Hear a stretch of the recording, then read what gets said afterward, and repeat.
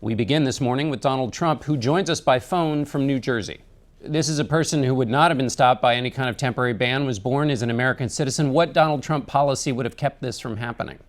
Well, we have to report. Look, the big thing that we're missing here is that people have to report when they see somebody. This man was pretty much unhinged. I mean, you look at his record, you look at what happened, and actually, I guess it was the gun store owner that did report, and he reported him when he went in to buy all sorts of body armor and other things. He reported him to the authorities and law enforcement, and very sadly, nothing was done. But it could have been prevented. He was excellent in what he did, but unfortunately, nobody took advantage of it. But he was John, when you look at people within the Muslim community and where people are living and they don't report, and a good example of that would be San Bernardino. I mean, they had bombs all over their apartment floor, and people saw it, and nobody reported them. And 14 people were killed, many injured. So, but in this case, he was investigated twice by the FBI, was taken off a list. There was no red flag that suggested that he was going to go do this. So what was there to report? Well, there were red flags. I mean, because when he walked in to buy all sorts of ammunition and all sorts of, I guess, body armor and other things, the owner of the store reported him. Should somebody who goes... There were red flags. I mean, and you look at his past. I mean, I've never seen a past quite like that. You look at his record in school, you look at a lot of other things. I mean, there are a lot of red flags. This was not a very good young man. Should somebody who goes in to buy that much ammunition get extra scrutiny? Well, I think it depends. Everybody wants to be so politically correct, and they want to, do what's right, and they're afraid to do anything. And words that are killing us, political correctness. But unfortunately, it wasn't followed up. When you talk about political correctness, should a Muslim buying ammunition and weapons get extra scrutiny? I don't know about that. I think right now we have some pretty big problems, and they're problems coming out of radical Islamic, the radical Islamic groups. You have a very, very strong group of people that is radical Islamic, and that seems to be a problem. You said you would check respectfully the mosques. How do you respectfully check a mosque? Well, you do as they used to do in New York prior to this mayor dismantling. By the way, if you go to France right now, they're doing it in France. In fact, in some instances, they're closing down mosques. People don't want to talk about it. People aren't talking about it.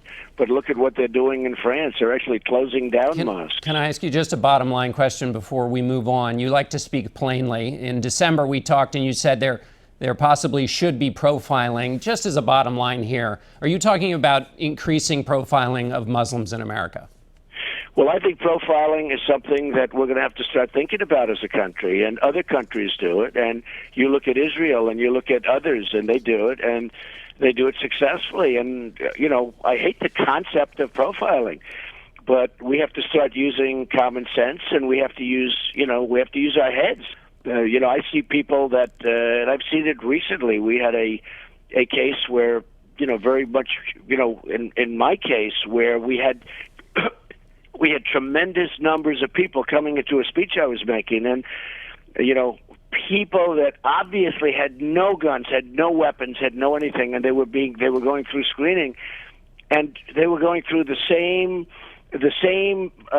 scrutiny, the absolute same scrutiny as somebody else that looked like it could have been a possible person. So we really have to look at profiling. We have to look at it seriously. And other countries do it, and it's not the worst thing to do. I hate the concept of profiling, but we have to use common sense. We're not using common sense. Let me ask you about the NRA's position on selling guns to people on the terror watch list or the no-fly list.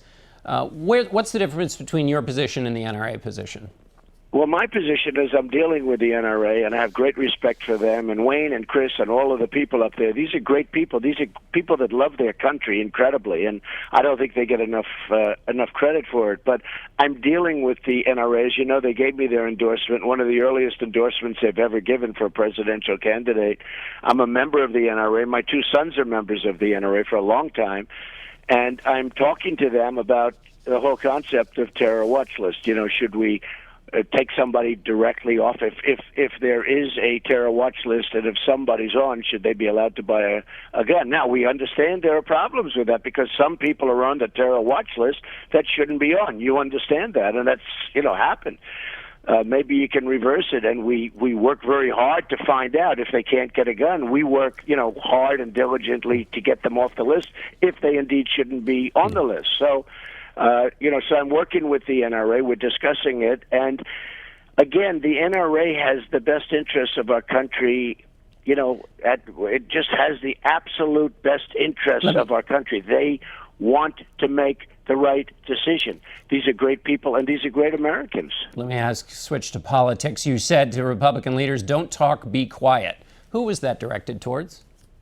Well, nobody in particular. And you have to understand, I have tremendous support, including from congressmen and senators and governors. And you take a look at throughout the whole, Senator Sessions has been amazing. And I could name many, many congressmen that have been absolutely amazing and strong. These are not obscure figures, though. When you say Republican leaders don't talk, be quiet, I mean, certainly Paul Ryan has spoken out, Mitch McConnell. Those are not fringe figures. You said if they don't cooperate, you might go it alone. So it's not, this is you talking. Well, my attitude on that, look, I won the primaries with the largest vote ever. I brought a lot of extra voters, I guess up 70% or close to 70%. We brought additional people in that wouldn't have been in if I weren't doing this and if I weren't running. And I would say this, if people, and especially, where people endorse me, that are, Republican leaders, I think that honestly, they should go about their business and they should do a wonderful job and they should work on budgets and get the budgets down and get the military the kind of money they need and lots of other things.